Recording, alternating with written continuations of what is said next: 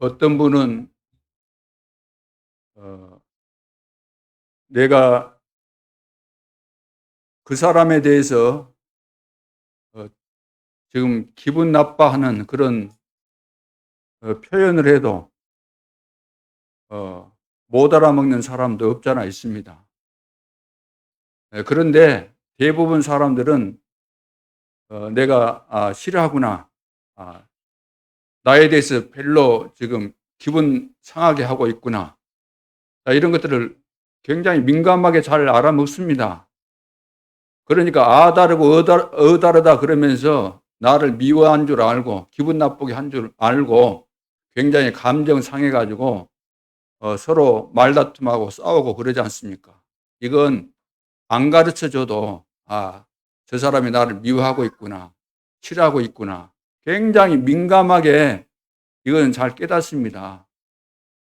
그런데 하나님의 백성이 하나님의 말씀을 들으면서 하나님께서 지금 나에게 무엇을 말씀하고 계실까? 무엇을 지금 하시길 원하실까? 이 부분에 대해서는 너무나 둔감하다 그 말이에요. 깨닫지는 못한다는 거예요. 사사로운 거, 작은 거, 지나갈 수 있는 거, 별로 뭐 감정 상하지 않는 것도 예민해가지고 금방 눈치채고 그러면서 하나님이 나에게 어마어마한 축복을 주시는데도 불구하고 그 부분에 대해서는 깨달아지지 않는다는 거예요. 입에다가 집어 넣어줘도 모른다는 거예요. 어쩔 때는 이런 말까지 꼭 해야 되는가 할 정도로 그런 말까지 해주는데도 불구하고 모른다는 거죠.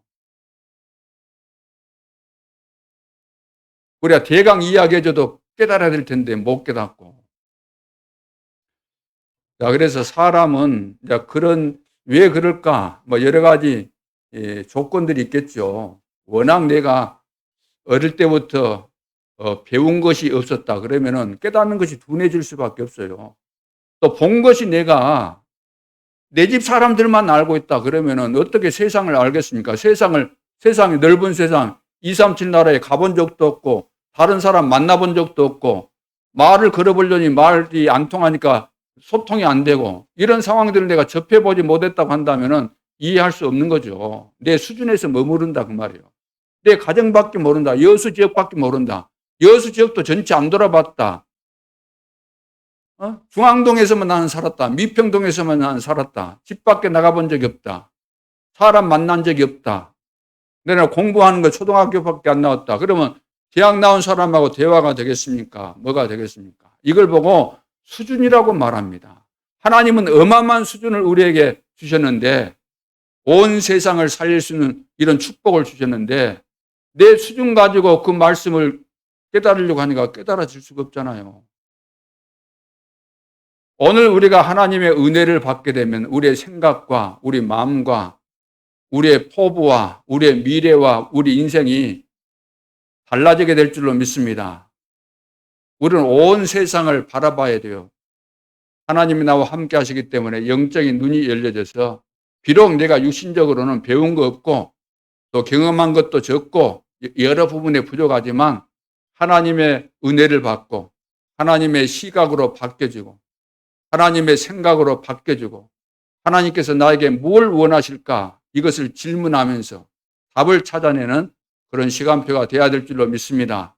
우리가 받은 은혜와 축복이 너무나 큰 것인데 또 우리가 중요한 행사를 하면서 내가 피택을 받은 이 중직자가 되었다는 것은 너무너무 축복인데 못 깨닫고 인간적인 생각, 작은 것에 걸려가지고 있다고 한다면 이것처럼 정말로 불쌍한 인생, 억울한 인생, 그런 인생은 없는 거죠. 내 인생의 처음이고 마지막 정말로 상상할 수 없는 축복 속에 있는데도 불구하고 못 깨닫고 내 수준에서 늘 매여가지고 잘못된 생각에 매여 있다고 한다면 어떻게 되겠습니까? 불신자들도 눈이 띈 사람들은 평생 동안 돈 번 것을 다 기부해서 죽을 때 다 기부해서 학교에 바치고 사회에 바치고 절간에 바치고 하는데 하나님의 은혜 받고 죽는 마당에서 그것을 어디에다가 남겨야 되겠습니까? 우리 후대를 위해서 세계 복음화를 위해서 드릴 수 있어야죠. 그런 유언 정도는 우리가 남기고 가야 된다는 말이에요. 그러니까 이런 부분이 깨달아져야만, 저 사람 참 멋있게 산 인생이구나. 야, 그래. 인생을 살려면 저렇게 살아야 돼. 신앙생활 하려면 저렇게 해야 돼. 이런 것들을 타인이 볼 때, 다른 사람이 볼 때, 가족이 볼 때, 아는 사람이 볼 때 두고두고 그런 이야기 할 때마다 그 사람이 오르내릴 정도로 내가 멋있는 인생으로 살아야 되고 멋있는 인생으로 우리가 발자취를 남겨야 된다는 이야기죠. 오늘 하나님은 우리에게 상상할 수 없는 축복을 이미 다 주셨습니다. 그런데 문제는 이 축복을 모르기 때문에 늘 당한다는 거죠. 늘 속게 되는 것이고. 오늘 중심을 통한 하나님의 기적입니다. 하나님은 지금도 기적으로 역사하십니다. 눈에 안 보일 뿐이지 지금도 살아 역사하십니다. 서론에서 하나님이 주신 축복입니다. 우리는 하나님이 주신 축복이 뭔지를 이야기하면 빨리 이해가 안 되죠. 그래서 지금 이 땅의 문제가 무엇인가를 알고 내가 과거에 어디에 있었던가를 알고 하나님이 나에게 주신 축복이 무엇인가 이것을 비교해 보면은 금방 답이 나오게 되어 있습니다. 첫째, 세상의 영적 배경을 알아야 되죠. 내가 세상 밖에 사는 것이 아니고 세상 속에 살기 때문에 우리는 영적 배경을 알아야 됩니다. 이 세상은 지금 영적인 이런 흐름이 있잖아요. 영적인 흐름이 있는 겁니다. 이 세상을 논할 때, 이야기할 때 보여지는 것을 가지고 세상이다 이렇게 말할 수는 없는 거예요. 우리 인생을 이야기할 때도 우리 육신만 가지고 보여지는 그 모습만 가지고 인생을 논할 수 있습니까? 없습니까? 없죠.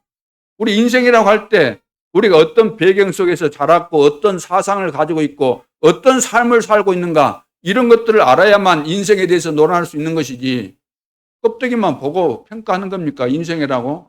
저 사람은 흰머리구나. 저 사람은 머리가 빠졌구나. 저 사람은 쩔뚝거리구나. 저 사람은 이상하구나. 그것을 가지고 보여지는 그 형태를 가지고 인간을 논하는 겁니까? 아니잖아요. 살다 보면 병들 수도 있고 다칠 수도 있고 쪼그라들 수도 있고 늙을 수도 있고 그렇게 되는 거잖아요. 그것을 가지고 인생을 논하는 거 아닌 겁니다. 그렇죠. 그렇다면 이 세상은 보여지는 화려하게 나타나는 물리적인 그런 세상 가지고 세상을 평가해서는 아무것도 중요한 비밀들을 찾아낼 수도 없고 알 수가 없는 거죠. 영적인 세계가 있고 영적인 세계가 중요한 겁니다. 왜 훌륭한 사람들이, 대단한 사람들이 왜 인생 자체에 행복이 없고 말년에 비참한 결과가 오게 되고 후손들이 다 망하는 것입니까? 이유가 있는 거잖아요. 배경이 있는 것이죠. 그 영적인 배경. 이 세상은 어둠입니다. 이 세상이 뭐냐? 어두운 세상이에요. 어두운 세상. 또 이런 말하면은 영적인 세계를 모르는 사람은 물질 세계만 아는 사람은 목사님 얼마나 지금 세상이 밝은데요. 밤 되면 얼마나 밝은지 모릅니다. 여수 밤바다 참 화려하고 멋있습니다. 우리 교회당 안에 들어와도 다른 교회당보다는 그 불이 더 많잖아요. 전기 불들이. 원래 들어왔을 때 이렇게 많이 달아났기 때문에 우리가 교체만 했을 뿐이지 이것을 보고 박내 목사님 세상은 이렇게 밝은데요. 내가 가는 데마다 밝은데요. 우리나라는 밝은데요. 근데 북한 땅은 밤 되면 어둡대요. 그런 말 하지 마시고요. 여기서 말하는 어둠이라는 것은 영적인 세계로 볼 때 어둡다고 말이에요. 영적인 세계로 볼 때 캄캄하다는 이야기입니다. 하나님이 이 세상을 말씀하실 때 그렇게 말씀하셨어요. 온 땅이 어둠과 캄캄한 가운데 있다. 이사야 60장에 봐보세요. 그렇기 때문에 우리가 일어나서 빛을 발해야 된다. 그래서 왜 어둡냐 그 말이에요. 왜 세상이 캄캄하다 그러죠? 눈에 보이지 않는 사단이 우리 인간을 멸망시키는 사단이 지금도 존재하면서 지금도 활동하면서 12가지 완전한 전략을 가지고 이 세상을 완전히 장악했다고. 어둠 속에 빠뜨려서 모든 사람들을 흑암 가운데, 저주 가운데, 지옥 가운데, 멸망 가운데 다 장악했다는 이야기입니다. 이걸 보고 어둡다 이렇게 말하는 거죠. 그래서 나라라는 것도 우리가 물리적인 그런 나라 이전에 더 중요한 근본적인 나라를 이해를 해야 됩니다. 영적인 세계의 나라를 이해를 해야 돼요. 그 나라가 크게 세 나라가 있는 거죠. 이 지구상에는. 그것이 무슨 나라인가? 세상 나라. 세상 나라, 사람들 중심으로 이제 흘러가는 이 세상 나라, 그리고 사단의 나라, 사단이 완전히 장악하고 있는 사단의 나라, 그리고 하나님의 나라입니다. 결국 이 세상 나라도 이 사단의 나라가 장악을 해버리는 거죠. 그러니까 완벽하게 역사상에서 장악했던 그 시대가 언제입니까? 네피림 시대예요. 네피림 시대. 완전히 장악해버렸잖아요. 네피림. 위에서 떨어진 이 사단이라는 존재가 완전히 장악해버린 겁니다. 그래서 이 네피림이 뭐냐 하면은 어둠의 세상 주관자예요. 어둠의 세상 주관자. 세상을 딱 장악했다는 거죠. 하늘에 속한 악의 영들이다. 공중의 권세를 잡은 자다. 온 천하를 꿰는 자, 속이는 자다. 이것이 바로 네피림입니다. 천사가 타락해서 이 땅에 떨어진 자, 모든 사람을 속이는 자, 모든 사람을 완전히 멸망시키는 자, 그게 사탄이에요. 이거 네피림이에요. 네피림. 그래서 이 땅에 사는 모든 사람들, 불신자들은 영적인 문제에 걸려 있는 거죠. 혹시 여러분 가운데 영적인 문제에 걸려 있거나 영적인 병에 걸려 있다고 한다면은 오늘 해방받고 치유될 수 있기를 주님의 이름으로 축원합니다. 그러니까 세상 불신자들은 영적인 병, 영적인 문제 여기에 걸려 있는 겁니다. 다른 말로 한다면 숨은 문제에 딱 걸려 있어요. 겉으로 볼 때는 멀쩡하잖아요. 멀쩡한 정도가 아니고 잘 빼입고 나가면은 그럴듯하게 보이지 않습니까? 있게 보이잖아요. 있게, 뭔지 모르게 있게 보인다고 말이에요. 그런데 왜 그런 사람이 자살을 할까요? 영적인 문제. 다시 말해서 숨은 문제에 딱 걸려있기 때문에 시달리다가 장악돼가지고, 사단에게 장악돼가지고 자살하는 거예요. 기분 나쁘다고 자살하겠습니까? 자살하는 사람은 다 핑계를 가지고 자살하겠지만 다 핑계에 불과한 겁니다. 속은 겁니다.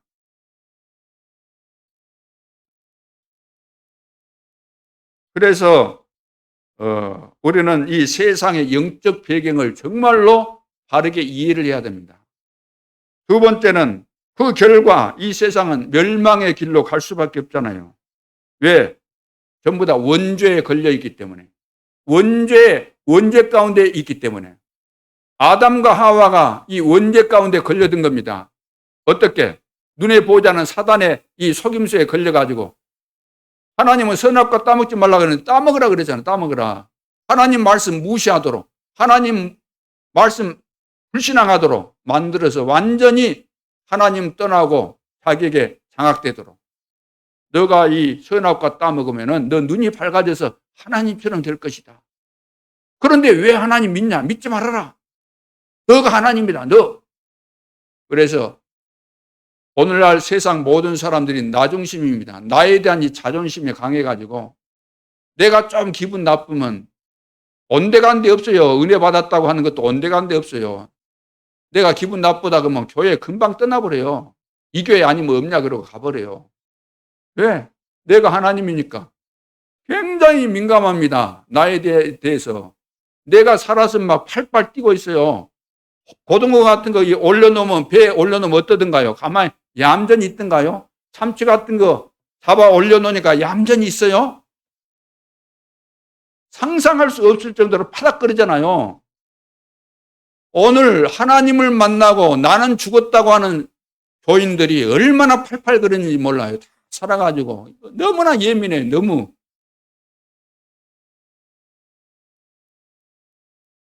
원죄.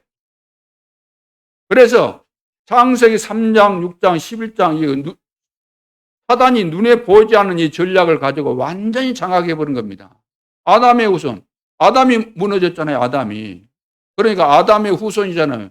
이 지구상에 237 나라와 5천 종족 있지만 전부 다 아담의 후손입니다. 아무리 아니라고 고함질러도 아담의 후손이에요. 아담을 통해서 다 인류가 이 땅에다 번성해서 이렇게 확장된 겁니다. 그래서 우리 후대를 멸망시키는 이 사단의 전략, 우리 자신뿐만 아니라 우리 자녀들도 우리 후대들도 이 사단의 전략에 걸려들었기 때문에 멸망의 길로 지금 가고 있는 거죠. 그래서 사단은 이 세상을 멸망시키기 위해서 온갖 여러 가지 전략들을 가지고 지금 접근하고 있는 겁니다. 모든 사람들에게 다가오고 있는 거죠. 내가 중요하다. 다른 나라는 존재가 있다. 다른 세계가 있다. 이 축복 속에 들어오면 당신은 성공이다. 이렇게 계속해서 다른 세계를 강조하고 다른 나를 강조하면서 이런 사상을 주입하고 있잖아요. 여기에 걸려든 엘리트들이 세상적으로는 성공했지만 결국은 다 무너지는 이유가 여기에 있는 것입니다. 사단은 지금도 눈에 보이지 않지만 광명의 천사로 가장해서 우리를 속이는데 우리 생각 속에, 마음 속에 또 환경을 통해서 여러 가지 사람을 통해서 또 자신에게 속아가지고 넘어지잖아요. 그래서 사단이 우리를 넘어뜨리는 방법이 미혹해서 유혹해서 혼란을 주어서 다 무너뜨리지 않습니까? 미혹이 뭡니까? 미혹당했다 그래요. 내가 모르고 속는 거잖아. 모르고. 유혹을 내가 받았다. 알면서도 알면서도 그것을 끊어내지 못하고 뒤돌아서지 못하고 당해버리는 거죠. 알면서도 이래서는 안 되는데 하면서도 이래서는 안 되는데 마약에서는 안 되는데 도박에서는 안 되는데 알면서도 내가 거기서 못 빠져나온 거예요. 유혹 당해놓으니까. 그러니까 혼란이 오는 겁니다. 이리 해야 되는 것인지 저리 해야 되는 것인지 이것이 맞는 것인지 저것이 맞는 것인지 이제 오락가락 하면서 이제 어딘지도 모르고 막 헤매고 막 열심히 하지만 결국은 멸망으로 가게 되는 거죠.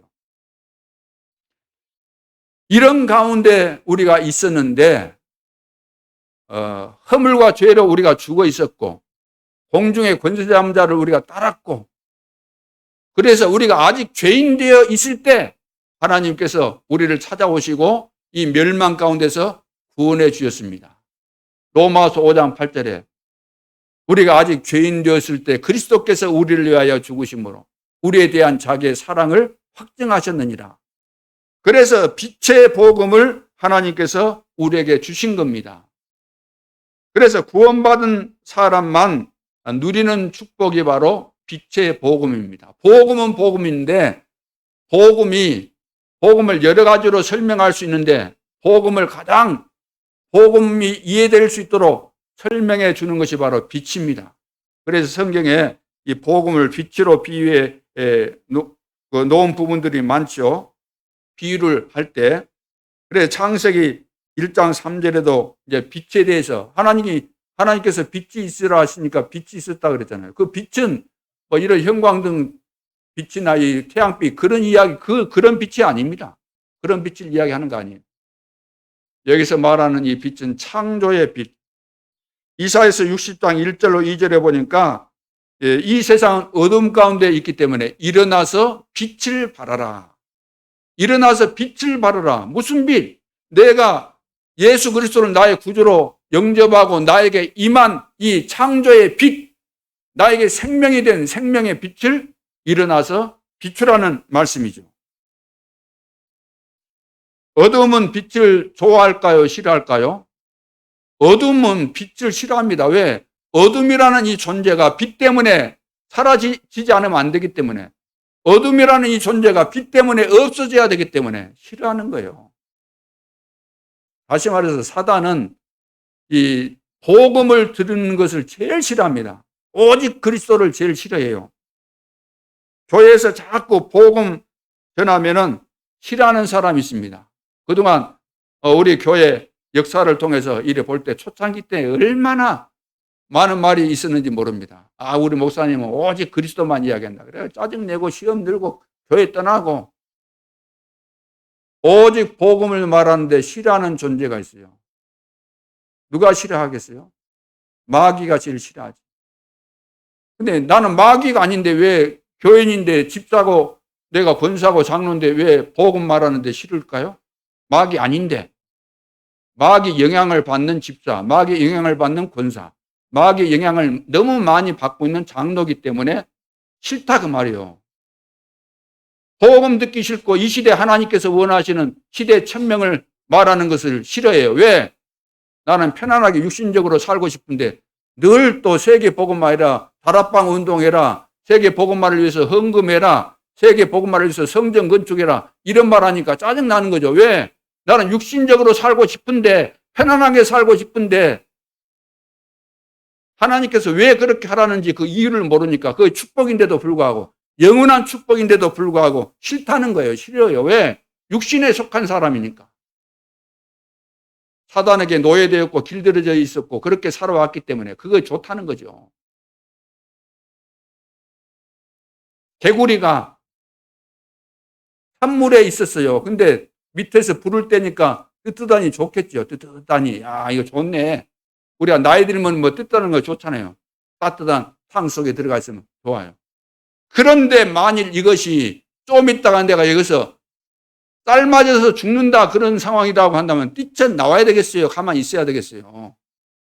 뛰쳐나와야 되는데 그 사실조차도 모르고 아이고 뜨뜻하고 시원하게 좋네 하면서 삶아져 가고 있다는 거죠. 오늘 우리는 너무나 현실에 민감하고 현실밖에 보이는 것밖에 모르고 여기에 기준 삼아서 살게 되면은 그 인생이라는 것은 정말로 초라할 뿐만 아니라 보잘것없는 것이고 참 안타까운 인생으로 끝마쳐질 수밖에 없는 거죠. 그래서 하나님께서 요한복음 1장 12절에 자기 땅에 왔어요. 자기 땅에. 하나님이 우리 인간을 구원하시기 위해서 자기 땅에 오셨어요. 이스라엘 백성들을 선택하고 이스라엘 땅에 오셨어요. 이스라엘 백성들을 구원하시려고. 그런데 자기 땅에 오며 자기 백성이 영접지 아니했다. 영접은커녕 배척했잖아요. 배척 정도가 아니고 오히려 십자가에 못 박아 죽여버렸잖아요. 그러나 그 가운데서 영접하는 자, 그 이름을 믿는 자들에게는 하나님의 자녀가 되는 권세를 주셨다. 창조의 빛 대신 그 그리스도, 그분을 내가 영접하는 순간에 하나님의 자녀가 되는 권세가 우리에게 임하게 되는 것입니다. 이 빛의 복음. 그래서 마태복음 5장 13절로 16절에도 구원받은 하나님의 자녀를 보고 예수님께서 직접 말씀하셨어요. 너희는 세상이 뭐라고 했어요? 빛이다 그랬어요. 빛이 되라 이렇게 말해야 되는데 빛이 되라고 이렇게 말해야지 논리적으로 세상 사람들의 기준으로 볼 때는 딱 맞는 이야기예요. 그런데 너희는 세상이 빛이다 그랬어요. 빛이다. 구원받은 너희들은 이제 빛이 되었다 이 말이에요. 빛이다.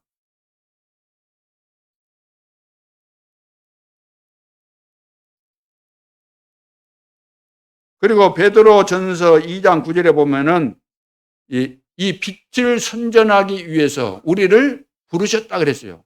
너희는 택하신 족속이요 왕 같은 제사장이요 거룩한 나라요 그의 소유된 백성인데 이는 너희를 뭐라고 했어요? 어두운 데서 빛으로 인도하신 기이한 빛을 선전하기 위해서 우리를 왕 같은 제사장으로 세우셨다는 거예요. 어두운 데서 빛으로 인도하신 누구지요? 어두운 데서 빛으로 우리를 완전히 우리 신분을 바꾸신 그리스도를 통해서 어두운 데서 빛으로 인도하신 기이한 빛, 생명의 빛 대신 예수 그리스도를 통해서 우리가 구원을 받은 것이죠. 그렇다고 한다면 이 어마어마한 축복에 대해서 우리가 다른 사람에게 이야기하고 싶겠어요? 안 하고 싶겠어요? 나는 영원히 멸망받을 그 사단의 손아귀에 있다가 절대로 빠져나올 수 없는 그 저주 가운데 있었는데 그 말할 수 없는 그 처참한 운명 가운데 있었는데 죽은 다음에는 영원한 지옥에서 영원토록 고통받을 그 자리에 있었는데 하나님의 은혜로 내 공로는 1%도 거기에 가미되지 않고 하나님의 100% 은혜로 내가 구원받았는데 이것을 내가 정말로 깨달았다고 한다면 이 구원의 축복 속에 들어온 것이 맞다고 한다면 내가 그분을 다른 사람 만나면 소개하겠습니까? 안 하겠습니까? 내가 구원받은 축복, 내가 시달리고 고통받았는데 예수 믿는 순간에 다 내가 치료됐고 정말로 미래가 보장되어 있는 사실이 믿어지고 기도 응답이 나에게 실제로 오고 변화가 일어났다고 한다면 말하겠어요, 안 하겠어요? 말 안 하는 것이 이상하죠. 정신병자가 아닌 이상 말할 수밖에 없는 거 아닙니까? 오히려 정신병자들은 더 확실하니까 깨달아져서 말할 거 아닙니까? 말하게 돼 있는 겁니다. 그래서 전도라는 것은 어려운 것이 아닌데 다 어렵다고 말하고 있잖아요. 틀린 거예요. 전도는 어려운 거 아니에요. 너무나 쉬운 거예요. 쉬운 거. 내가 경험했으니까. 하다못해 여러분들이 오시다가 교통사고 난 거 봤으면 그거 막 말하고 싶잖아요. 그거 좋은 것도 아니지만, 야, 오늘 나 오다가 교통사고 봤는데 사람이 죽는 모습 내가 봤다. 그것도 이야기하면서, 그 남의 이야기인데 뭐 그렇게 안 해도 될 이야기를 그리 하고 싶어가지고 안달이면서 내가 실제로 어마어마한 축복 받아놓고도 말을 못한다. 그거는 못 받았으니까 말을 못하는 거죠. 할 말이 없으니까. 나에게 증거가 없으니까. 우리 자식이 학교에서 시험 봤는데 100점 맞으면 뭐 동네방네 이야기하고 싶고 전화하면서 또 이야기하잖아요. 할머니한테 누구한테 오늘 우리 애가 뭐 100점 맞았다. 다 하잖아요.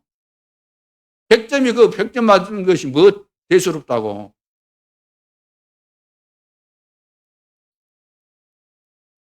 그래서 이 창조의 빛이 우리 속에 지금 임해 있는 겁니다. 하나님의 은혜로 하나님이 우리를 찾아오셔서 은혜를 주셔서 그래서 내 인생 모든 문제를 해결하신 그리스도를 영접했는데 그 그리스도가 예수님이고 그분이 바로 창조주 하나님이십니다. 지금도 살아계십니다. 우리가 얼마나 축복을 받았습니까? 우리 은혜 받은 거 맞습니까? 안 맞습니까? 이걸 확인해 봐야 돼요. 내가 정말 은혜 받은 것이 맞는가?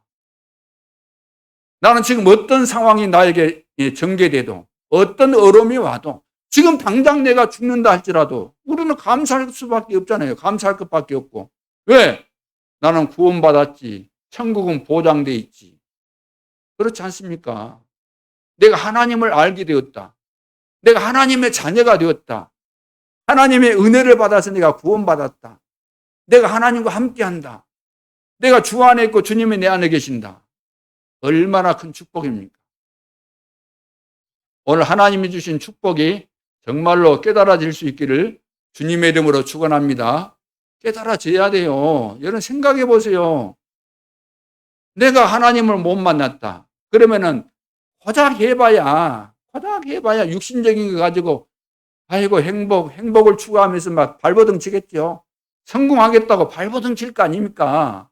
자기 수준에서 어른들이 개미 쳐다보면 개미 자기 수준에서 왔다 갔다 하면서 하는 것처럼 그런 수준으로 살 거 아닙니까? 생각해 보세요. 내가 시골에 박혀가지고 그 2, 3km 5천 종족 가운데 그 부족 가운데 거기에 살다가 평생 살다가 고생하면서 살다가 아무것도 모르고 살다가 그렇게 인생을 끝냈다고 생각해 보세요.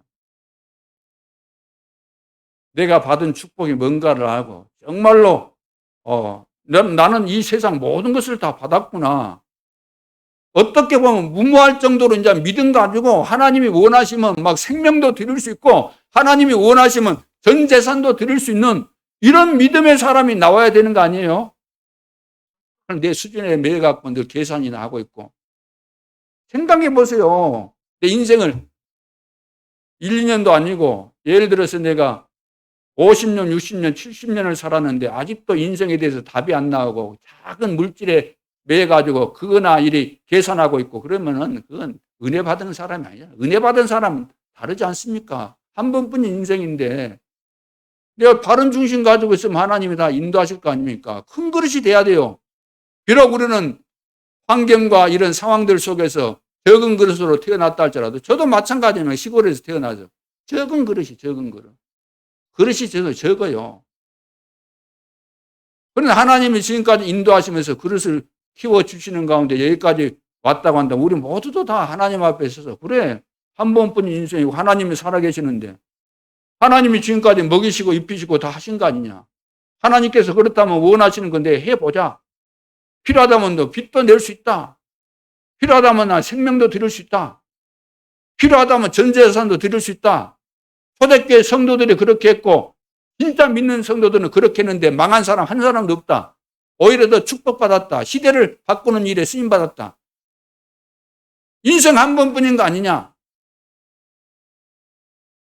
이런 믿음이 없는데 이 믿음을 가지고 있어야지 하나님이 우리를 아시고 그래 너는 진짜 믿구나. 살아계신 증거를 내가 보여주마 하면서 그때부터 하나님이 축복하시는 것이지 하나님을 안 믿고 늘 내 계산이나 하고 있는데 하나님 뭘 축복하시겠어요? 뭘 보고. 그릇이 아직 준비가 안 돼 있는데.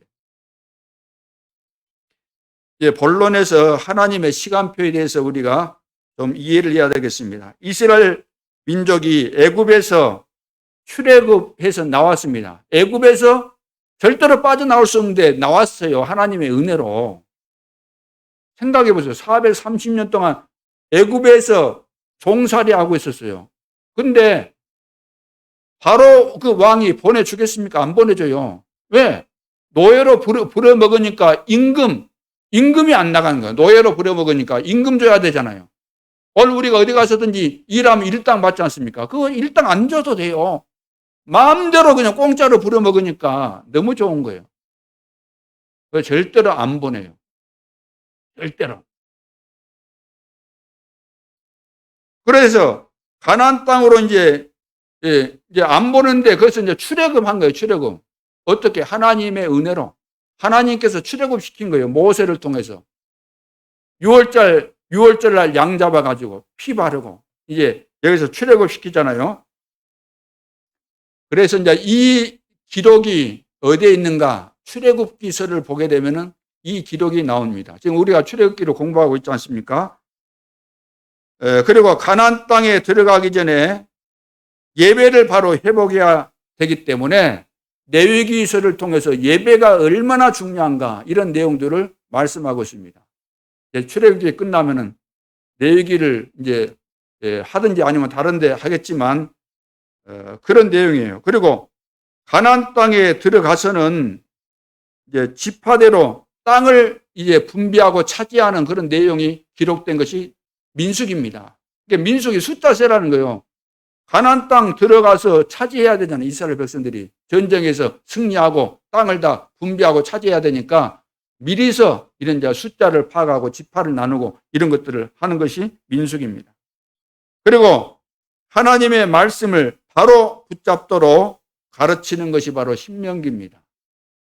하나님의 말씀을 제대로 이제 깨닫고 배워서 하나님을 바르게 섬겨야 되기 때문에 말씀을 바로 붙잡도록 가르치는 것이 바로 신명기. 가나안 땅을 정복하는 것이 여호수아서입니다. 그래서 모세는 가나안 땅까지 못 들어가죠.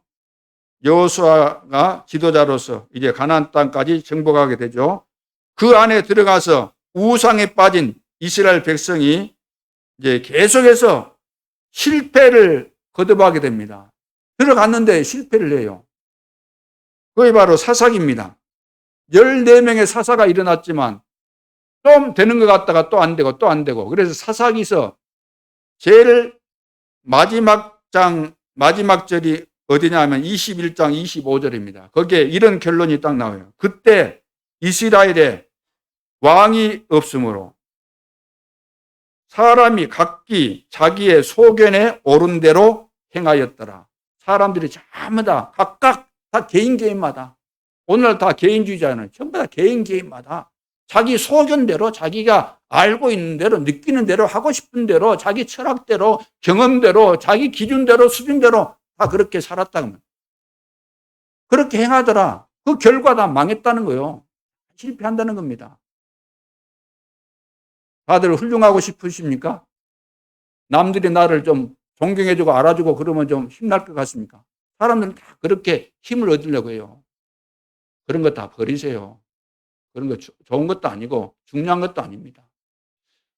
복음이 얼마나 그 가치가 안 깨달았으면 아직도 그런데 연연해서 그런 기대를 가지고 살아가고 있습니까?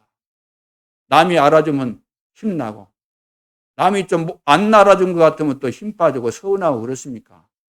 우리에게는 서운한 거 없어야 돼요. 그렇잖아요. 완전한 축복을 받아놓고도 하나님은 말씀으로 우리에게 정확한 답을 주십니다. 그래서 첫째, 하나님은 영원이라는 시간표를 가지고 계십니다. 영원이라는 시간표. 자, 이스라엘 백성은 이미 모든 저주, 사단, 이 실패에서 해방되었고 이제 새로운 인생으로, 축복받은 인생으로 광야길을 지금 가고 있습니다. 광야길을 가고 있어요. 그러는 동안에 지금 물이 없으니까 막 물 때문에 불평도 그러잖아요. 광야길 가는 동안에 또 먹을 것이 시원찮다고 애굽에 있었을 때 종살이하면서 하나님의 백성이 종살이하면서 종노릇 하면서 가마솥에서 이제 고기 삶고 하면서 일이 막 먹었던 거 이런 경험들을 되살려 갖고 그거 생각하면서 먹을 것이 시원찮다는 거지요. 그러니까 또 이것 때문에 불평하고 그래서 하나님이 메추라기도 보내주시고 또 날마다 만나를 내려서 먹여주시고 했잖아요. 그래서 어마어마한 축복을 받아놓고도 늘 불평하면서 하나님이 주신 축복이 뭔지도 생각지도 안 하고 다 잃어버리고 그렇게 살아가는 그런 모습을 우리가 출애굽기를 지금 보면서 지금 다 알고 있지 않습니까? 다 깨달아지죠. 자꾸 속아가지고 하나님이 우리에게 주신 축복은 너무나도 엄청난 것인데 생각해 보세요. 노예로 사는 것이 좋겠습니까? 노예로 살면서 힘들어가지고 하나님을 바라보면서 구원해 달라고 아우성이고 부르짖고 그래서 구원해 줬더니 깨닫지 못하고 한방 뒤돌아서면서 불평하고. 자, 하나님은 우리 인생 전체에 대한 계획을 가지시고 우리를 부르셨고 그 중에 한 부분을 지금 통과하고 있다는 사실을 꼭 기억해야 될 줄을 믿습니다. 자, 하나님께서 이스라엘 백성들을 애굽에서 종살이할 때 부르신 거잖아요. 여기서 은혜를 주셔가지고 여기서 빠져나오도록 하신 거잖아요. 출애굽만 시키시고 만 것이 아니에요. 하나님은 이스라엘 백성들을 부르셨을 때 그 계획이 있어요. 어디까지? 가나안 땅에 들어가서 가나안 땅을 다 정복하고 차지할 때까지. 무슨 말인지 이해되시죠? 그럼 출애굽만 시키고 놔두신 거 아니고 광야를 통과해서 가나안 땅까지 들어가도록 되어 있다는 말이에요. 이 사실을 정말로 깨닫게 되고 믿어지게 되면은 광야를 통과할 때 물이 없어도 원망할 일이 아니에요. 먹을 것이 시원찮아도 이것 때문에 불평한 일이 아니에요. 하나님의 숨은 계획이 있겠다. 그래, 하나님께서 불가능한 애굽에서 탈출해 나온 이것도 하나님께서 하셨고 이것도 다 통과하게 하실 것이다. 하나님의 기쁜 뜻이 있겠구나. 걱정하지 말아야 되겠구나. 염려하지 말아야 되겠구나. 불신앙하거나 불평하지 말아야 되겠구나. 하나님이 또 이렇게 인도해 가시구나. 이걸 깨달으면서 가면 될 텐데 가나안 땅 정복까지 주님이 다 말씀하셨는데 이것을 안 믿고 안 깨달아져 가지고 계속해서 속는 겁니다. 여러분 구원 받았습니까? 못 받았습니까? 또 천주교 교인들처럼 어떻게 지금 구원 받습니까? 앞으로 신앙생활 열심히 하면서 구원 받지. 그런 생각 가지신 분들 계십니까? 이미 믿는 순간에 구원 받은 거예요. 근데 믿는 순간에 구원 받은 것이 아니고 이미 구원이 약속되어 있었던 거예요. 언제? 우리의 구원이 계획되어 있었어요? 언제? 창세 전에 이미 다 계획된 거예요. 여러분들 예수 믿고 나서 엉뚱한 짓 하고 그렇게 고함을 지른데도 불구하고 영적으로 지금 걸려가지고 막 자버리고 고개가 뒤로 딱 쳐져버리고 이런 예배드리는 순간에 그런 사람 있어요, 없어요? 그래도 괜찮은 거예요. 그래도 내가 예수 믿은 것이 맞다면 구원받는 것은 맞아요. 내가 영적인 힘이 없어가지고 이기지 못해서 그런 상황이 올 뿐이지, 그런 증세가 있을 뿐이지 뭐 문제 되겠습니까? 오히려 교회 와서 편안하게 주무시면 더 좋은 거죠. 집에서 시다니다가 못 자는데 교회만 편안하게 내가 잘 잔다 그러면 좋은 거 아닙니까? 구원받았다고 한다면 괜찮지요. 그러다가 하나님께서 또 은혜 주실 것입니까? 그래서 절대로 여러분 속지 말아야 돼요. 가나안 땅에 가게 돼 있고 세계복음을 하게 돼 있는 겁니다. 저는 천국 가게 해달라고 기도해 본 적이 없어요. 왜 그거 안 맞는 이야기가 틀린 거예요. 가도록 다 정해졌는데 왜 그걸 기도합니까? 그래서 하나님은 우리 인생에 대해서 과거, 현재, 미래까지 완벽한 계획 속에서 인도해 가시기 때문에, 그렇다면 내가 지금 어느 지점에 왔는가를 질문하고 문제 왔을 때 어느 지점에 왔는가를 이렇게 살피면서 답을 찾아내야 되는 것이지, 얻어맞다고 금방 시들어지고 금방 낙심하고 금방 포기하고 금방 힘 빠지고 어렵다고 힘들다고 그러면은 안 된다 그 말이에요. 절대로 우리 성도들은 축복을 놓치지 않기를 바랍니다. 그래서 우리는 가게 돼 있잖아요. 가도록 돼 있잖아요. 예를 들어서 축구 경기, 예, 축구 경기에서 다 이제 우리나라가 승리했어요. 이미 다 끝났어요. 승리했어요.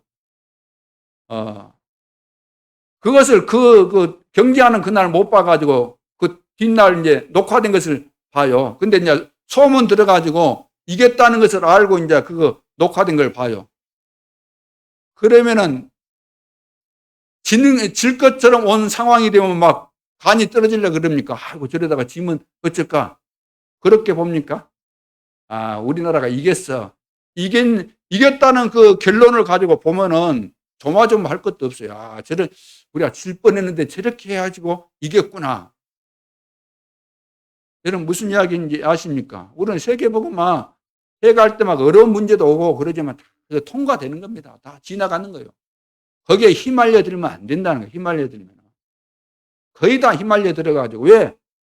미래에 대한 내가 붙잡은 언약이 시원찮으니까. 시원찮게 붙잡으니까 그런다 그 말이에요. 그러면 두 번째, 하나님의 시간표를 모를 때, 하나님은 이렇게 영원이라는 시간표를 가지고 반드시 우리 인생에 대해서 영원한 시간표를 가지고 있기 때문에 우리는 도중에 우리가 실수했다고 해서 취소되거나 그런 법이 없어요. 하나님이 끝까지 가게 하시기 때문에. 그래서 그런데도 불구하고 하나님의 시간표를 모르게 되면 어떻게 됩니까?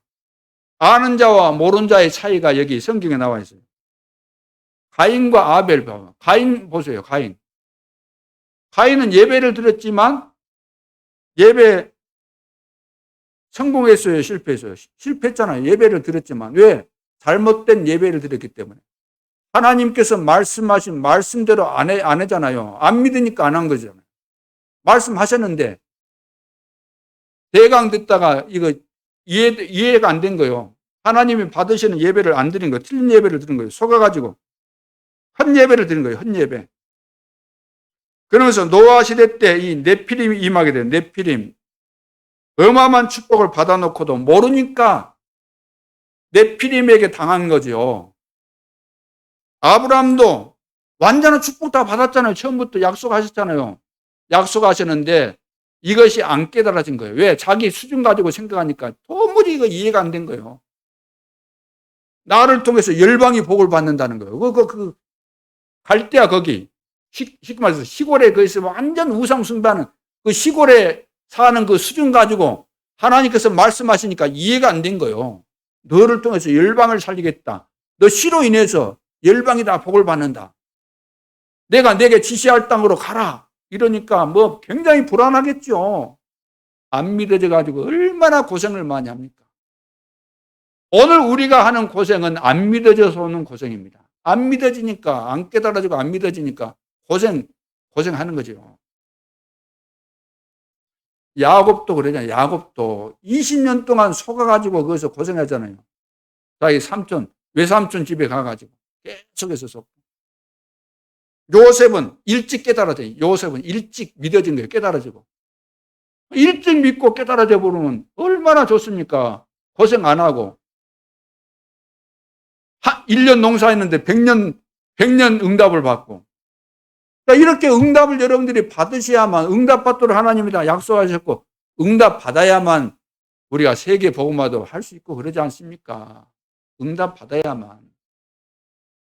하나님이 응답하신다고 약속하셨으니까 오늘부터 믿음을 가지고 도전해 보실랍니까? 또 나이 핑계 대십니까? 이건 이제 안 돼. 도전해 보실랍니까?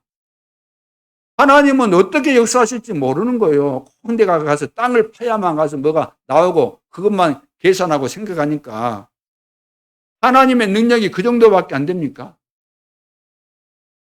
진짜 우리가 하나님을 믿고 봐보세요. 요셉 봐보세요. 요셉이 어디 가서 돈을 벌고 어디 가서 하겠어요. 요셉이 노예로 끌려갔는데 돈이 어디서 나오겠어요? 어떻게 살아남겠어요? 노예로 팔려갔는데 요셉이 돈이 없었을까요? 돈이 필요 없을 정도로 축복이 다 온 거잖아요. 왜 가정 모든 살림살이를 다 맡기는데 그 다 자기가 마음대로 할 수 있는 것인데. 감옥에 가도 장관들 있지만 장관들이 다 꾸벅꾸벅 했는데 바로 왕 앞에 갔는데 바로가 다 내가 가지고 있는 실권은 내가 왕자리에 앉아있는 그것밖에 없다. 형식밖에 없다. 나는 손만 잡고 있을 뿐이지 실권은 너가 다 가지고 있고 너가 마음대로 다 해라. 요셉이 어디 가서 뭐 직장이 있었어요? 뭐가 있었어요? 아이고 목사님 나는 직장도 없습니다. 은퇴했습니다. 나는 이제 나이가 많습니다. 다 구부러졌습니다. 교회 오기도 힘듭니다. 이거 안 됩니다. 왜 안 됩니까? 자식들 없습니까? 자식들 어떻게 교육하셨습니까? 하나님이 자식들 축복하시면 다 될 거 아니에요. 그렇죠. 내가 받은 은혜 생각해 보죠. 하나님의 시간표를 모르면 안 된다고 말이에요. 하나님의 시간표를. 하나님이 이때를 위해서 나에게 이런 어마어마한 기회를 주셨구나. 기도해 보면 딱 답이 나오고 하나님이 인도해 주시고 자식들도 감동시키시고 다 그럴 거 아닙니까? 나한테 빚진 사람이 도망갔는데 또 갖다 줄 수도 있는 것이고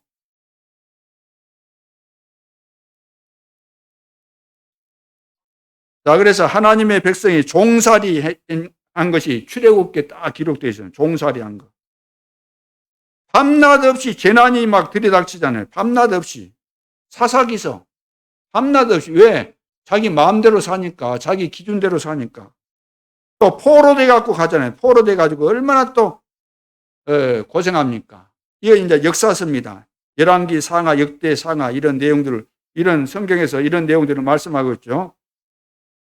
그러면 오늘 나는 어디쯤 왔을까? 이걸 생각해 봐야 됩니다. 나는 어디쯤 왔을까? 어떤 사람은 신앙생활을 평생 했는데도 불구하고 아직도 출애굽이 안 된 교인이 있어요. 출애굽이 안 된 교인이. 우리 교회가 지금 25년이 됐습니다. 25년이. 여러분, 출애굽은 했습니까? 홍해는 통과했습니까? 내가 여리고성은 무너뜨렸습니까? 요단을 건넜습니까? 가나안 땅을 보고 있습니까? 가나안 땅 들어갔습니까? 승리했습니까? 땅을 차지했습니까? 나는 어디쯤 왔냐 그 말이에요. 하나님은 내 인생에 대해서 이런 축복을 다 준비하셨는데 나는 어디쯤 왔을까? 어디쯤 내가 와 있을까? 신앙생활은 저 기준으로 본다면 제가 이제 우리 헌법도 있기 때문에 헌법을 참고한다고 할 때 저는 진짜 이 복음을 듣고 구원받은 사람이 맞다면은 정상적인 사람이 맞다면은 5년 되면 권사 장로 다 돼야 돼요. 5년 딱 되면. 내가 평생을 살아오면서도 권사 장로가 못 됐다. 왜 그랬을까? 뭐 지금이라도 하나님께서 기회를 주신 거 너무너무 감사한 거죠. 이건 표현을 다 할 수 없는 겁니다. 어마어마한 축복을 우리가 다 받은 거죠. 자, 세 번째, 광야길을 통과하는 이스라엘 민족에게 세 가지 절기를 지킬 것을 말씀하고 있습니다. 출애굽기 34장 오늘 18절에 보면은 무교절을 지키라 그래요. 무교절을 지키라. 유월절을 말하는 유월절. 유월절 어떻게 지켰습니까? 유월절을 지키면서 출애굽했는데 하나님 모세를 통해서 이제 바로에게 가서 우리 백성이 광야에 가서 희생 제물을 드려야 된다. 이걸 허락해달라. 이렇게 말하니까 헛방귀만 계속 낀 거예요. 그래서 이제 10가지 기적을 행하는데 나일강을 피로 물들이고, 개구리, 이, 파리, 독종, 가축 재앙, 어둠의 흑암 재앙, 그리고 다 내려도 힘들면은 이제 보내줄 것처럼 하다가 또 안 보내주죠. 얼마나 이 바로가 악질인지. 그러다가 장자를 다 죽이는 그런 재앙이 임했어요. 그때 이제 항복을 합니다. 그러면서 이스라엘 백성들 다 나가라. 영원히 나가라. 다시는 돌아오지 말아라. 그냥 나가지 말고 은금 이런 거 다 폐물 가지고 다 재산 가지고 다 가라. 절대로 돌아오지 말아라. 이렇게 해서 내보냈어요. 이거 출애굽 사건입니다. 근데 보내놓고 또 뒤돌아서니까 보내놓고 나서 보니까 억울해 죽겠거든요. 억울해서. 그래가지고 다시 이제 군대를 동원해가지고 그때는 이제 마차 군대 기갑 마차로 해가지고 막 돌개가 오잖아요. 정군을 동원해가지고. 그래가지고 이제 이스라엘 백성들이 홍해를 건너서 홍해가 갈라져서 건너가고 있으니까 그걸 보면서 자기들도 건너가면 될 줄 알고 막 죽이고 오잖아요. 이스라엘 백성들이 홍해를 다 건너고 난 다음에 그 사람들이 이제 홍해 중간쯤 다 온 거죠. 뒤따라 왔으니까. 어떻게 됐어요? 하나님께서 전부 다 거기 죽도록 수양시켜버린 겁니다. 이걸 기억하라 그 말이에요. 기억해라 이거. 그 악질 바로가 절대로 내줄 수 없었는데 이런 기적으로 하나님이 우리를 이렇게 인도하신 것을 6월절을 지키면서 이걸 기억하라는 겁니다. 내가 어떻게 구원받았는가? 여러분, 교회 다니는 교인 되면 안 됩니다. 진짜 하나님 만나고 구원이 무엇인가를 알아야 돼요. 그렇지 않습니까? 영적인 세계를 바로 알아야 됩니다. 내가 얼마나 축복받았는지. 이걸 모른다고 한다면 정말로 불쌍한 인생이 되는 거죠. 여기에서 내가 빠져나왔다는 것을 늘 기억하라는 겁니다. 6월절을 지키면서. 그 다음에 이제 22절에 보면 7절 초실절을 지키라. 이 말은 오순절을 말하고 맥추절을 말하잖아요. 그러니까 이스라엘 백성들이 출애굽에서 광야를 통과할 때 다 굶어 죽어야 돼요. 죽을 수밖에 없어요. 언제 광야에서 농사 지어가지고 언제 농사 지어가지고 몇 달 동안 굶어도 살 수 있어요? 광야인데 다 죽게 돼 있어요. 죽도록 돼 있어요. 그런데 죽지 않았을 뿐만 아니라 곡식을 거둬 들였다는 거예요. 곡식을 77, 49 그다음 50일째 되는 날 오순절 날 곡식을 거둬 먹었다 그 말이에요. 하나님의 축복이라는 이야기죠. 그 다음 23절에 보면 수장제를 지키라. 이것은 오늘날로 말하면 추수감사제를 말하는 거죠. 근데 단순히 거두어가지고 간신히 먹고 남았다 그 정도가 아니고 거두어서 먹을 뿐만 아니라 창고에다가 저장할 정도의 이런 축복이 임했다 그런 이야기입니다. 그러니까 우리가 어떤 상황에 있든지 상관없다는 겁니다. 하나님이 우리를 책임지시고 우리와 함께 하시면서 인도해 가시기 때문에 우리는 하나님의 언약을 붙잡고 흔들리지 말고 이 흐름 타고 가면은 절대 언약을 붙잡고 언약의 여정을 따라서 우리는 가게 되면은 반드시 승리하게 된다는 말씀입니다. 그래서 우리가 하나님 자녀된 축복은 영원한 축복이고 민족 복음화, 세계 복음화 이것은 절대로 바뀌지 않는 하나님의 절대 계획입니다. 우리는 개인이 가야 되는 광야길을 지금 가고 있습니다. 기도응답 받기 위해서는 지금 내 나이, 내 입장과 내가 어디에 있는가 이것을 제대로 알아야만 되는 거죠. 여러분 응답 받아야 될 거 아닙니까? 하나님께로부터 중요한 응답과 축복을 받아야 되겠죠. 그러려면 내가 지금 어디에 있는가? 내 나이가 지금 몇인가? 이것을 여러분들이 질문해보고 여러분 생각 질문해보고 여러분들이 남은 인생에 대해서 내가 어떻게 살아야 될 것인가 그 결론이 나와야 돼요. 20대, 30대, 40대, 50대, 60대 내가 지금 60대, 70대가 됐다 그러면 어떻게 살아야 돼요? 강건해도 우리 인생은 80이라 그랬잖아요. 요즘 뭐 100세까지도 사시는 분 없잖아 있지만 그런 사람들은 가뭄에 콩나듯이가 아니고 그보다 더 적어요. 100세 넘어가지고 건강한 사람 한두 사람 유튜브에 보면 그런 분들 보기는 하는데 그 사람들이 많은 것도 아닙니다. 또 그렇게 살아본들 뭐 하겠습니까? 결국은 언젠가는 다 죽게 돼 있는데. 그러면 내가 60, 70이 넘었다. 어떻게 살아야 돼요? 앞으로 내가 어떻게 인생을 마무리해야 되겠습니까? 생각 안 해도 돼요? 살다 보면 어느 날 뭐 죽겠지. 그렇게 그냥 사십니까? 내가 하나님의 자녀가 됐고 신앙생활을 했다고 한다면 어떻게 내가 마무리를 지을 것인가? 이제 마지막이다. 곧 하나님이 부르실 시간표가 왔는데 내 인생에 대해서 마무리를 내가 제대로 해야 되겠다. 뭔가 결단해야 되는 거 아니겠습니까? 그래서 내 인생에 대한 마무리 제대로 해서 하나님 앞에 또 교회 앞에 후대 앞에 또 자손들 앞에 내가 신앙생활 안 했으면 몰라도 신앙생활을 한 것을 알잖아요. 그러면 자손들 앞에 내가 어떻게 살았는가 비춰지게 돼 있고 알게 돼 있잖아요. 여러분 자식들이 여러분 신앙생활하는 거 아십니까 모릅니까? 숨겨오면서 지금까지 몰래 신앙생활 하셨습니까? 60, 70 되신 분들. 자식들이 다 알 거 아니에요.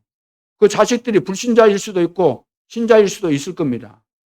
그럼 우리 부모님이 신앙생활 하셨는데, 이제 여러분들이 예를 들어서 죽으신 다음에 여러분 자식들이 이제 자식들 나가지고 엄마 아빠한테 이제 물을 거 아닙니까? 또 자식들이 이제 또 손자 손녀들이 커가면서 물을 거 아니에요. 할아버지 아버지 되시는 분은 신앙생활 하셨다는데 어떻게 하셨어요? 물을 거 아니에요. 자식들이 묻든지 손자가 묻든지. 그럼 자식들이 여러분에 대해서 평가를 하고 있다가 이야기해 줄 거 아닙니까? 자식들에게. 내가 알기로 우리 아버지는 25년이나 신앙생활을 했대. 그것도 세계 복음한다고. 근데 집사만 하다가 갔대. 그 당시 때는 아무나 집사 줬는데 집사만 하다가 갔대. 권사도 못 해보고 장로도 못 해보고 갔대. 그러면 그 아버지 되시는 그분은 그러면 그 신앙생활 하면서 세계 복음화 한다고 했는데 세계 복음화를 해서 어떻게 헌신했대? 성전 건축했다는데 그 성전 건축할 때 그 성전 건축 어마어마하게 했는데 어떻게 그것을 성전 건축을 그렇게 크게 했대? 했을까요? 이래 물으면은 너희 할아버지 아니면 너희 헌금을 어떻게 했는가 물을 거 아니에요. 얼마나 했대요? 그럼 물을 거 아니에요. 그럼 뭐라고 답변할 것 같아요? 네? 그것이 우리 인생의 발자취예요. 우리 후손들이 다 아는 거예요. 왜? 내 자식들이 이야기해 줄 거 아닙니까? 우리 아버지는 이렇게 신앙생활하고 성전 건축하는데 이렇게 헌신하고 없는데도 불구하고 그렇게 믿음을 가지고 헌신하고 헌금하고 세계 복음화에 앞장서고 새벽마다 일어나서 교회 가서 기도하고 그런 거 이야기할 거예요? 안 하겠어요? 하겠어요? 안 하겠어요? 자식들이 보고 있는데 왜 모르겠어요? 우리 아버지는 뺀질이 같이 신앙생활 했다 그럴 거 아니에요? 그러면 어찌 되겠어요? 그러니까 우리가 그냥 사는 것으로 끝나는 거 아니고 우리 삶이라는 것은 다 보고 있는 겁니다. 우리 친구들도 보고 있지, 주변에 있는 사람들이 보고 있지, 특히 우리 자녀들, 자손들이 다 알고 있는 거잖아요. 그래서 여러분들이 이 중요한 시간표 속에서 하나님이 나를 부르셨구나.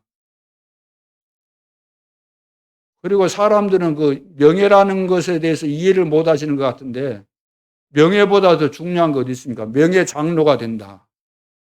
명예 박사, 명예 훈장.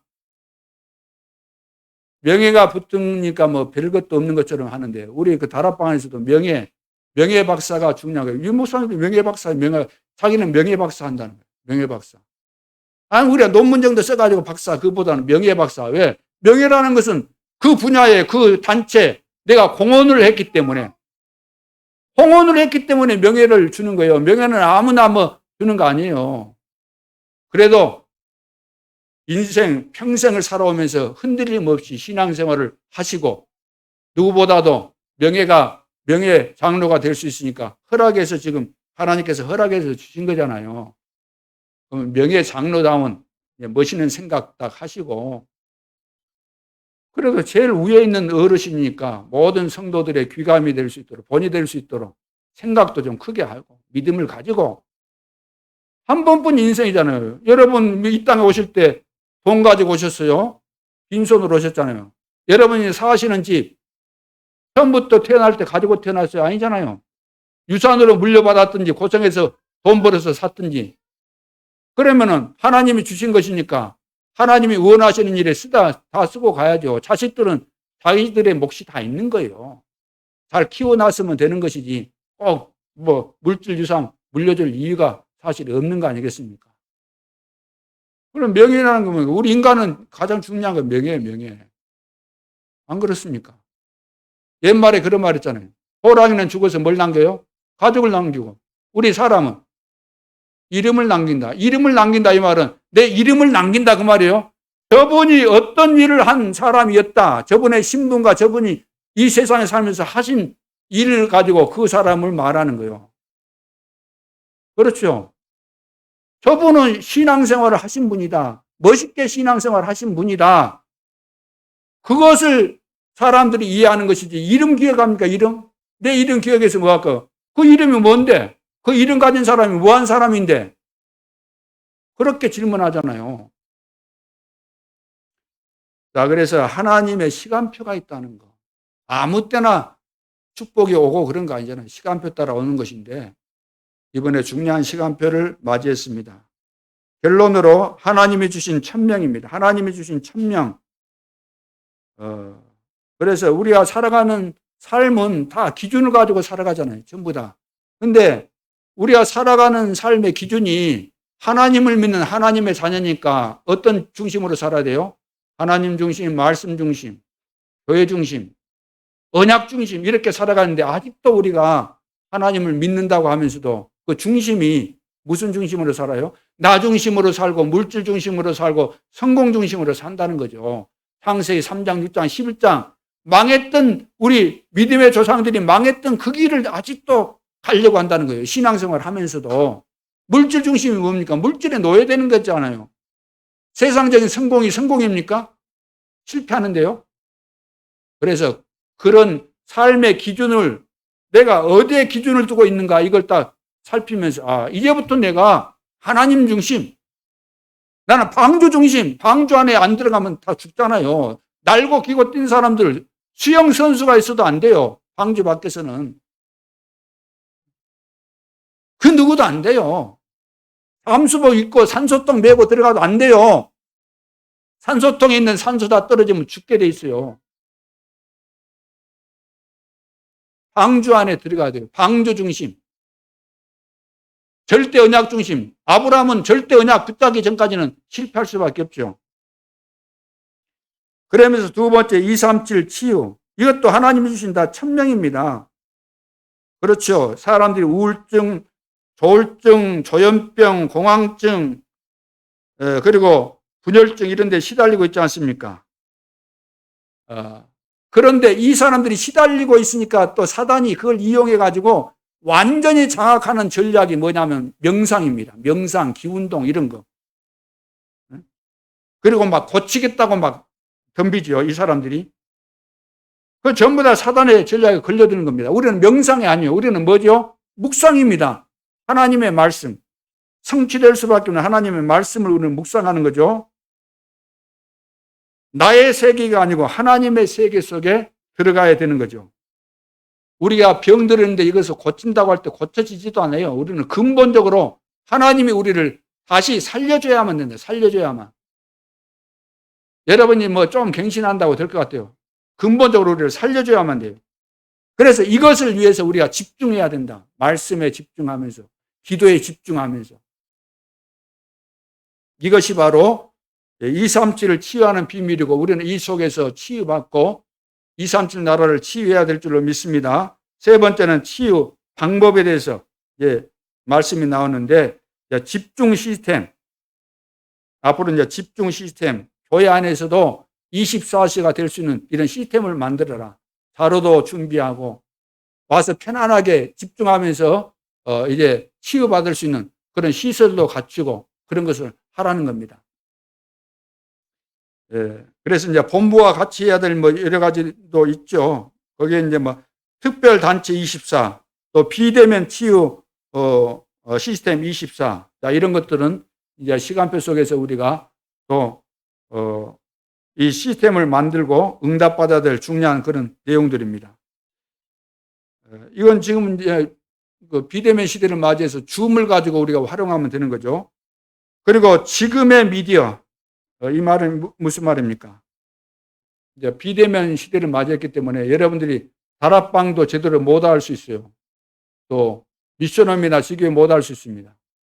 하게 되면 하는데 또 그런 시스템은 우리가 없앨 필요는 없고 그걸 유지하면서 여러분들이 이제 줌을 가지고 이걸 할 수 있다는 겁니다. 그러니까 월어 교회, 지금 예배의 중요성을 못 누리고 못 깨닫고 공예배가 끼는 그때는 하면 안 된다는 이야기예요.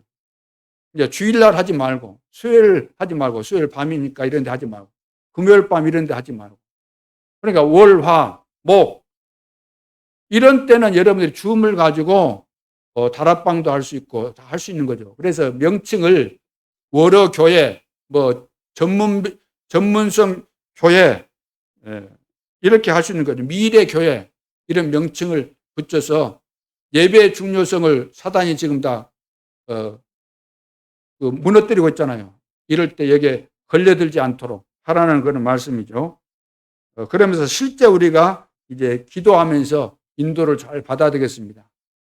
저와 여러분은 시대를 살릴 전도자입니다. 다른 말로 한다면 남은 자입니다. 순례자입니다.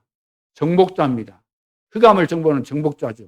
그래서 24 기도의 비밀, 25의 응답, 영원한 응답과 축복 속에 들어가는 우리 임마누엘 예수께 모든 성도들이 될 수 있기를 주님의 이름으로 축원합니다. 기도드리겠습니다. 하나님 은혜를 감사합니다. 하나님은 완전한 축복을 준비하셨고 우리를 부르셨고 우리가 하나님의 의도를 알고 깊은 뜻을 알게 되면 내 인생도 하나님께 맡기고 내 삶도 미래도 다 맡기게 될 줄로 믿습니다. 하나님은 우리를 처음부터 축복하셨고 또 영원한 미래까지 보장된 약속대로 우리를 인도해 가실 것을 확신합니다. 모든 성도들이 우리 개인의 삶을 다시 한번 점검하면서 나는 어디쯤 왔을까?